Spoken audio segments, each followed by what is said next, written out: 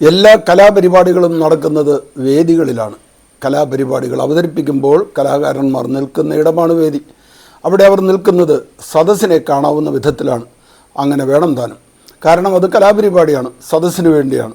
സാംബശിവനും V D രാജപ്പനും N N പിള്ളയും ഒക്കെ ജനത്തെ നോക്കി പരിപാടി അവതരിപ്പിക്കുമ്പോൾ എടോ രാജപ്പ, പിള്ളേച്ച, സാമ്പ, താനിവിടെ ആളുകളുടെ മോന്തയ്ക്ക് നോക്കി നിന്ന് പരിപാടി നടത്തണ്ട, കുണ്ണി കാണിച്ച് നിന്നിട്ട് വല്ലതും ചെയ്യാമെങ്കിൽ ചെയ്യ് എന്നാരെങ്കിലും പറഞ്ഞാൽ കേൾക്കാം. അവരുടെ വായിലെ മുട്ടൻ തെറി. കാരണം അവർ അവതരിപ്പിക്കുന്നത് ജനങ്ങൾക്ക് കാണാൻ വേണ്ടിയാണ്, കലാപരിപാടിയാണ്. അൾത്താരയും ഒരു വേദിയാണ്, പക്ഷേ അത് കലാവേദിയല്ല, ബലിവേദിയാണ്. ദൈവത്തെ മനസ്സിൽ ദർശിച്ച് വിശുദ്ധ കർമ്മം അനുഷ്ഠിക്കേണ്ട വേദിയാണത്. കലാവേദികളിൽ എന്ന പോലെ തന്നെ കുർബാന ചൊല്ലാൻ അനുവദിക്കണമെന്നാണ് വിമതരുടെ ആവശ്യം. അതായത് അവർക്ക് അൾത്താര എന്ന പുണ്യവേദിയിൽ കയറി നിന്ന് ആളുകളെ നോക്കി കലാപരിപാടി അവതരിപ്പിക്കാൻ അനുവദിക്കണമെന്ന്. ഇവിടെയാണ് പ്രശ്നം. എങ്ങോട്ട് നോക്കുന്നു, എങ്ങോട്ട് തിരിഞ്ഞു നിൽക്കുന്നു എന്നതല്ല കുർബാന തർക്കത്തിലെ യഥാർത്ഥ വിഷയം. എന്നാൽ ദിശയെ ചൊല്ലിയാണ് തർക്കമെന്നാണ് ഭൂരിപക്ഷം വിശ്വാസികളും അവിശ്വാസികളും ധരിച്ചു വെച്ചിരിക്കുന്നത്. കുർബാന കിഴക്കോട്ട് നോക്കി അർപ്പിക്കണമെന്നൊരു കൽപ്പന ബൈബിളിലില്ല. എന്നാൽ കിഴക്ക് എന്ന ദിശയ്ക്ക് ബൈബിളിൽ ലഭിക്കുന്ന പ്രതീകാത്മകവും രക്ഷാകരവുമായ സൂചനകൾ ഈ ആരാധനാഭാവത്തിനുണ്ട് എന്നതാണ് ഇത് ക്രൈസ്തവ പാരമ്പര്യത്തിൽ വരാൻ കാരണം. ഏദൻ തോട്ടം കിഴക്ക് ഭാഗത്ത് സ്ഥാപിച്ചതായി ഉൽപ്പത്തി പുസ്തകത്തിൽ പറയുന്നു. കർത്താവായ ദൈവം കിഴക്ക് ഏദനിലൊരു തോട്ടം നട്ടുണ്ടാക്കി. ഉൽപ്പത്തി 2:8 വാക്യം. അതുകൊണ്ട് കിഴക്ക് ദൈവസാന്നിധ്യത്തിൻ്റെ ദിശയായി കണക്കാക്കുന്നതിൽ തെറ്റില്ലല്ലോ. പാപത്തിന് ശേഷം മനുഷ്യൻ ഏദനിൽ നിന്ന് പുറത്താക്കപ്പെടുമ്പോൾ കിഴക്ക് ഭാഗത്ത് കെരൂബുകളെയും ജ്വലിക്കുന്ന വാളിനെയും ദൈവം സ്ഥാപിച്ചു എന്നും പറയുന്നു. ഉൽപ്പത്തി 3:24. അതുകൊണ്ട് ബൈബിൾ പ്രതീകശാസ്ത്രത്തിൽ ദൈവസാന്നിധ്യത്തോടും നഷ്ടപ്പെട്ട പറുദീസയോടും ബന്ധപ്പെട്ട ദിശയായി കിഴക്ക് കാണപ്പെടുന്നു. ഇതാ ഇസ്രായേലിൻ്റെ ദൈവത്തിൻ്റെ മഹത്വം കിഴക്ക് നിന്ന് വരുന്നു എന്ന് എസെക്കിയേലിൻ്റെ പുസ്തകത്തിലുണ്ട്. ഇതും കിഴക്കോട്ട് തിരിഞ്ഞുള്ള ക്രൈസ്തവ ആരാധനയുടെ പ്രധാന പശ്ചാത്തലങ്ങളിലൊന്നാണ്. സക്കറിയായുടെ സ്തുതിഗീതത്തിൽ നമ്മുടെ ദൈവത്തിൻ്റെ കാരുണ്യ അതിരേകം കൊണ്ട് ഉയരത്തിൽ നിന്നുള്ള ഉദയരശ്മി നമ്മെ സന്ദർശിക്കുമ്പോൾ എന്ന് മിശിഹായെ വിശേഷിപ്പിക്കുന്നു. ലൂക്ക 1:78. മലാക്കി 3:20 മിശിഹായെ നീതിയുടെ സൂര്യൻ എന്ന് വിളിക്കുന്നു. അതുകൊണ്ട് ക്രൈസ്തവ പ്രതീകശാസ്ത്രത്തിൽ കിഴക്ക് സമം സൂര്യോദയം സമം ക്രിസ്തു സമം ലോകത്തിൻ്റെ പ്രകാശം എന്ന ബന്ധം രൂപപ്പെട്ടു. ഇവിടെയാണ് ക്രിസ്തുശാസ്ത്രപരമായ അർത്ഥം കൂടുതൽ ശക്തമാകുന്നത്. ക്രിസ്തുവിൻ്റെ രണ്ടാമത്തെ വരവും കിഴക്കുമായി ബന്ധിക്കപ്പെട്ടിരിക്കുന്നു. കിഴക്ക് നിന്ന് പടിഞ്ഞാറോട്ട് പായുന്ന മിന്നൽ പിണർ പോലെ ആയിരിക്കും മനുഷ്യപുത്രൻ്റെ ആഗമനം എന്ന് മത്തായി സുവിശേഷം 24:27 വാക്യം. ആദിമ ക്രൈസ്തവ പാരമ്പര്യത്തിൽ കിഴക്കോട്ട് തിരിഞ്ഞ് പ്രാർത്ഥിക്കുന്ന പതിവ് വളരെ ശക്തമായിരുന്നു. ഇതിന് പിന്നിൽ പ്രധാനമായും 3 ആശയങ്ങളുണ്ട്. കിഴക്കാണ് സൃഷ്ടിയുടെ ഉദയം. കിഴക്ക് ക്രിസ്തുവിൻ്റെ പ്രകാശമാണ്. കിഴക്ക് ക്രിസ്തുവിൻ്റെ മഹത്വപൂർണമായ വരവിൻ്റെ ദിശയുമാണ്. അൾത്താര കിഴക്കോട്ടായിരിക്കുന്നതിൻ്റെ പിന്നിലെ ദർശനം ഇതാണ്. അങ്ങനെ പുരോഹിതനും ജനവും ഒരേ ദിശയിൽ നിന്ന് ബലിയർപ്പിക്കുന്നു. പുരോഹിതൻ ജനത്തെ നോക്കി നിൽക്കുന്നു എന്നതിനേക്കാൾ സഭ മുഴുവൻ ദൈവത്തെ കുരിശിൽ ബലി പൂർത്തിയാക്കിയ യേശുവിനെ നോക്കി നിൽക്കുന്നു എന്നതാണ് ദൈവശാസ്ത്രപരമായ വീക്ഷണം. ദൈവമിരിക്കുന്നത് കിഴക്കാണോ എന്ന് പരിഹസിച്ചും സംശയിച്ചും ചോദ്യമുന്നയിക്കുന്നവരുടെ ശ്രദ്ധയിലേക്കാണ് ഇതൊക്കെ അവതരിപ്പിക്കുന്നത്. ആദ് ഓറിയന്തം എന്നതിൻ്റെ അടിസ്ഥാന അർത്ഥം കിഴക്കോട്ടേക്ക് എന്നാണ്. എന്നാൽ അതിനെ വെറും ഭൂമിശാസ്ത്രപരമായ കിഴക്ക് എന്ന നിലയിൽ കാണേണ്ടതല്ല. ദൈവശാസ്ത്രപരമായ പശ്ചാത്തലത്തിലാണ്. അത് ഡോമിനൂസ്, അതായത് കർത്താവിനെ അഭിമുഖീഭവിക്കലാണ്. അതുകൊണ്ടാണ് the church celebrates the eucharist facing the east because the church awaits Christ the rising sun who will come again in glory എന്ന് ദൈവശാസ്ത്രജ്ഞർ പറയുന്നത്. അത് അർത്ഥമാക്കുന്നത് ഞങ്ങൾ പരസ്പരം നോക്കി നിൽക്കുന്ന ഒരു കൂട്ടമല്ല, ഞങ്ങൾ ഒരേ കർത്താവിനെ അഭിമുഖീഭവിക്കുന്ന ഒരു ജനമാണ് എന്നാണ്. എന്നാൽ കിഴക്കോട്ട് തിരിഞ്ഞേ കുർബാന അർപ്പിക്കാവൂ എന്നോ അല്ലാത്ത കുർബാന അസാധുവാണെന്നോ ബൈബിൾ പറയുന്നില്ല.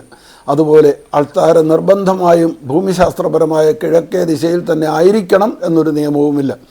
ഇത് ബൈബിളും ആദിമ ക്രൈസ്തവ പാരമ്പര്യവും ആരാധനാശാസ്ത്രവും ക്രിസ്തുശാസ്ത്രവും ഒന്നിച്ചു ചേർന്ന് രൂപപ്പെട്ട ദൈവശാസ്ത്രപരമായൊരു പാരമ്പര്യമാണ്. അതിനാൽ കിഴക്കോട്ടുള്ള ദർശനം ഒരു നിയമം എന്നതിലുപരി ഒരു വലിയ ദൈവശാസ്ത്ര പ്രഖ്യാപനമാണ്. ക്രിസ്തു നമ്മുടെ ഉദയസൂര്യനാണ്. ക്രിസ്തുവാണ് നമ്മുടെ ലക്ഷ്യം. ക്രിസ്തുവിൻ്റെ രണ്ടാമത്തെ വരവിനായി സഭ കാത്തിരിക്കുന്നു. അതുകൊണ്ട് സഭയുടെ ആരാധനയുടെ ദിശയും ക്രിസ്തുവിലേക്കാണ്. മാത്രമല്ല, ജനാഭിമുഖ കുർബാനയെ ന്യായീകരിക്കാൻ ബൈബിളിലോ വത്തിക്കാൻ കൗൺസിലിലോ യാതൊരു രേഖയുമില്ല. മുണ്ടാടൻ പറയുന്ന ന്യായം എന്താണ്? കുർബാന അന്ത്യ അത്താഴത്തിൻ്റെ ഓർമ്മയാണ് എന്ന്. കുർബാന അന്ത്യ അത്താഴത്തിൻ്റെ ഓർമ്മ മാത്രമല്ല, അന്ത്യ അത്താഴം അതിനൊരു തുടക്കമിടുന്നത് മാത്രമേ ഉള്ളൂ. ആ ബലി പൂർത്തിയാകുന്നത് കുരിശിലാണ്. എല്ലാം പൂർത്തിയായി എന്ന് യേശു അവസാനമായി സംസാരിക്കുന്നതും കുരിശിലാണ്. ഇതൊന്നും അറിയാതെ മനുഷ്യൻ്റെ മുഖത്താണ് ദൈവം, മനുഷ്യനാണ് ദൈവം. അതുകൊണ്ട് അവളെ നോക്കിയാണ് കുർബാന അർപ്പിക്കേണ്ടത്. യേശുവിൻ്റെ അന്ത്യ അത്താഴത്തിൻ്റെ ഓർമ്മയാണ് കുർബാന എന്നൊക്കെ മുണ്ടാടൻ സൈന്യം വാദിക്കുന്നതിൽ യാതൊരു അടിസ്ഥാനവുമില്ല. അത് ബാലിശമാണ്. ബലി പൂർത്തിയാകുന്നത് കുരിശിലാണ്. ദൈവശാസ്ത്രം പഠിച്ചവരും പഠിപ്പിച്ചവരുമാണ് ഇങ്ങനെ വാദിക്കുന്നത് എന്നതാണ് നമ്മെ അമ്പരപ്പിക്കുന്നത്. പ്രാർത്ഥിക്കാൻ ഞങ്ങളെ പഠിപ്പിക്കണമേ എന്ന് പാവപ്പെട്ട ശിഷ്യന്മാർ അപേക്ഷിച്ചപ്പോൾ ഈശോ ഒരു പ്രാർത്ഥന പഠിപ്പിച്ചു. സ്വർഗസ്ഥനായ പിതാവേ. മത്തായിയുടെ സുവിശേഷത്തിൽ 6-ാം അധ്യായത്തിലും ലൂക്കായുടെ സുവിശേഷം 11-ാം അധ്യായത്തിലും ഇത് കാണാം. പക്ഷേ അതിനു മുന്നേ യേശു വേറൊന്ന് പഠിപ്പിച്ചു, എങ്ങനെ പ്രാർത്ഥിക്കണം എന്ന്. നിങ്ങൾ പ്രാർത്ഥിക്കുമ്പോൾ കപടനാട്യക്കാരെ പോലെ ആകരുത്. അവർ മറ്റുള്ളവരെ കാണിക്കാൻ വേണ്ടി സിനഗോഗുകളിലും തെരുവീഥികളുടെ കോണുകളിലും നിന്ന് പ്രാർത്ഥിക്കാനാണ് ഇഷ്ടപ്പെടുന്നത്. സത്യമായി ഞാൻ നിങ്ങളോട് പറയുന്നു, അവർക്ക് പ്രതിഫലം ലഭിച്ചു കഴിഞ്ഞു. മത്തായി 6:5. എന്നാൽ നീ പ്രാർത്ഥിക്കുമ്പോൾ നിൻ്റെ മുറിയിൽ കടന്ന് കതകടച്ച് രഹസ്യമായി നിൻ്റെ പിതാവിനോട് പ്രാർത്ഥിക്കുക. രഹസ്യങ്ങൾ അറിയുന്ന പിതാവ് നിനക്ക് പ്രതിഫലം നൽകും. മത്തായി 6:6. പ്രാർത്ഥിക്കുമ്പോൾ വിജാതീയരെ പോലെ നിങ്ങൾ അതിഭാഷണം ചെയ്യരുത്. അതിഭാഷണം വഴി തങ്ങളുടെ പ്രാർത്ഥന കേൾക്കുമെന്ന് അവർ കരുതുന്നു. നിങ്ങൾ അവരെ പോലെ ആകരുത്. മത്തായി 6:7. ഇത്രയും പഠിപ്പിച്ച ശേഷമാണ് സ്വർഗസ്ഥനായ ഞങ്ങളുടെ പിതാവേ എന്ന പ്രാർത്ഥന യേശു പഠിപ്പിക്കുന്നത്. ക്രൈസ്തവ പാരമ്പര്യത്തിലെ ഏറ്റവും മഹനീയവും ലളിതവും ആഴമേറിയതുമായ പ്രാർത്ഥനയാണത്. സ്വർഗസ്ഥനായ ഞങ്ങളുടെ പിതാവേ. കുർബാന വിഷയത്തിൽ ഇത്രയധികം സമരം ചെയ്യുന്ന വൈദികരോടും വിശ്വാസികളോടും ചോദിക്കട്ടെ, നിങ്ങൾ ഈശോയെ പഠിച്ചിട്ടുണ്ടോ? അറിഞ്ഞിട്ടുണ്ടോ? കുർബാന ഒരു കലാപരിപാടിയാണോ?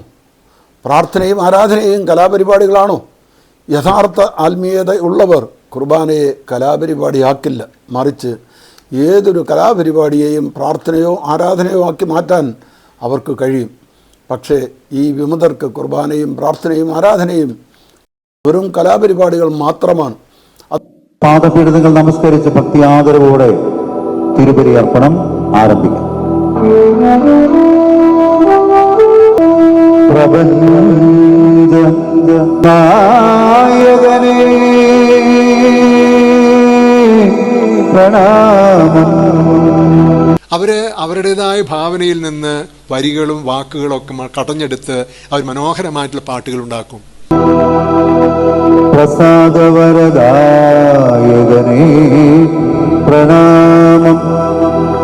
ആ പാട്ട് അവരുടെ മനസ്സിൽ നിന്ന് വന്നതാണ്. അതനുസരിച്ച് അവരുടെ കഴിവനുസരിച്ച് ട്യൂൺ ചെയ്യുന്നു, പാട്ട് പാടുന്നു. പാടാൻ കഴിവുള്ളവരാണെങ്കിൽ പാട്ട് പാടുന്നു.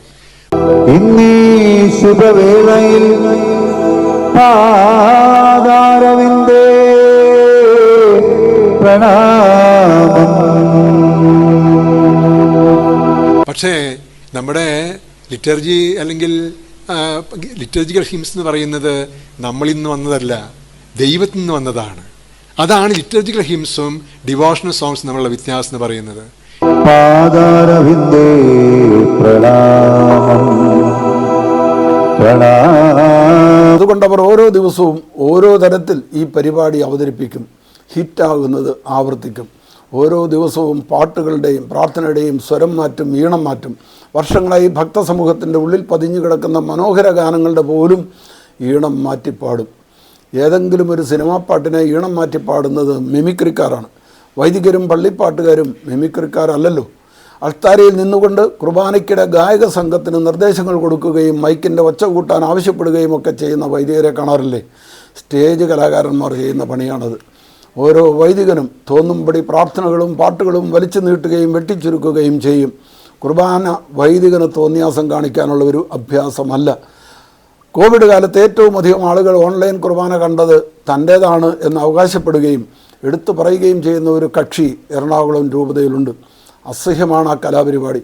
അപ്പവും വീഞ്ഞും ആശീർവദിക്കുന്ന സമയത്തെ കർത്താവിൻ്റെ വാക്കുകൾ ഇയാൾ എത്ര വൃത്തികേടായിട്ടാണ് പറയുന്നത്. ഏതോ നാടകത്തിലെ അത്യന്തം ദയനീയമായ ഒരു ക്ലൈമാക്സ് രംഗത്തെ പോലെ വിലാപമാണത്. ഇത് നിങ്ങൾ എൻ്റെ ഓർമ്മയ്ക്കായി ചെയ്യുവിനെന്നതിനൊക്കെ എന്തൊരു നീളമാണ്. അന്ത്യത്താഴ വേളയിൽ യേശു ക്രിസ്തു എത്ര ശാന്തമായും സംയമനത്തോടും ശബ്ദം താഴ്ത്തിയുമാവും ആ വാക്കുകൾ പറഞ്ഞിരിക്കുന്നതെന്ന് ഊഹിക്കാൻ ആർക്കും വിഷമമില്ല. ആ രംഗത്തെ ഇത്ര വികൃതമാക്കുന്നവർക്ക് കുർബാന എന്താണെന്ന് പോലും മനസ്സിലായിട്ടില്ല എന്ന് വേണം കരുതാൻ.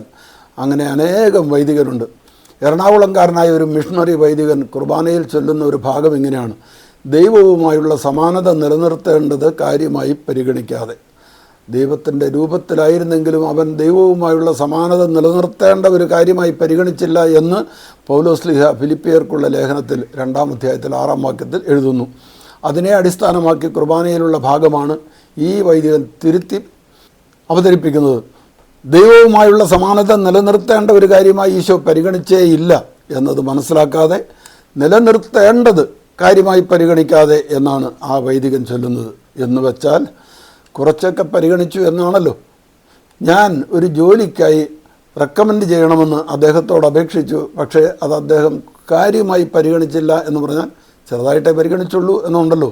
അതുപോലെയാണ് യേശുവിനെ പറ്റി പൗലോസ്ലീഹ പറഞ്ഞ വാക്യം പോലും ഈ വൈദികൻ തിരുത്തി അർത്ഥം മനസ്സിലാക്കാതെ അവതരിപ്പിക്കുന്നത്. ഞാൻ അദ്ദേഹത്തോട് ഇതിനെപ്പറ്റി പറഞ്ഞ് വിശദീകരിച്ചിട്ടും അദ്ദേഹത്തിന് മനസ്സിലായിട്ടില്ല. അങ്ങേർക്ക് യേശുവിനെ പറ്റിയോ കുർബാനയെ പറ്റിയോ അത്രയേ അറിയൂ എന്ന് വേണം കരുതാൻ. കുർബാന ചൊല്ലാൻ അയാളെ പഠിപ്പിച്ചവരും അയാളുടെ കുർബാന കേട്ട് അംഗീകാരം കൊടുത്ത മുതിർന്ന വൈദികരും ഇത് തിരുത്തിയിട്ടുമില്ല. എങ്ങോട്ട് തിരിഞ്ഞു നിന്ന് കുർബാന ചൊല്ലിയാലും സാധാരണ വിശ്വാസികൾക്ക് ഒരു പ്രശ്നവുമില്ല. അതാണ് സഭയുടെ തീരുമാനമെങ്കിൽ. പക്ഷേ സഭയും സിനഡും നിർദ്ദേശിച്ചത് അനുസരിക്കില്ല, ഞങ്ങളിങ്ങനെയേ ചൊല്ലൂ എന്ന് കുർബാനയുടെ കാര്യത്തിൽ പോലും ദുർവാശി കാണിക്കുമ്പോൾ അവരുടെ നിലപാട് സംശയം ജനിപ്പിക്കും. ഒരു സദസ്സിനെ നോക്കി നിൽക്കുന്ന കാഥികനെ പോലെയും നടനെപ്പോലെയും നിൽക്കേണ്ടവനല്ല ബലിയർപ്പിക്കുന്ന വൈദികൻ. കാർമ്മികനും വിശ്വാസികളും ഒന്നിച്ച് ദൈവാഭിമുഖമായി നിന്ന് വേണം ബലിയർപ്പിക്കാൻ. ചോദിക്കുന്നതെല്ലാം ലഭിക്കുമെന്ന ഉറപ്പോടെ വിശ്വസ്തയോടും വിശ്വാസത്തോടും വിനയത്തോടും കൂടി പ്രാർത്ഥിക്കണം. ചുങ്കക്കാരൻ്റെ വിനയമുള്ള പ്രാർത്ഥനയാണ് ഫരിസേയൻ്റെ അഹങ്കാരത്തെക്കാൾ ദൈവം സ്വീകരിച്ചത് എന്ന് ഈശോ കാണിച്ചു തന്നു.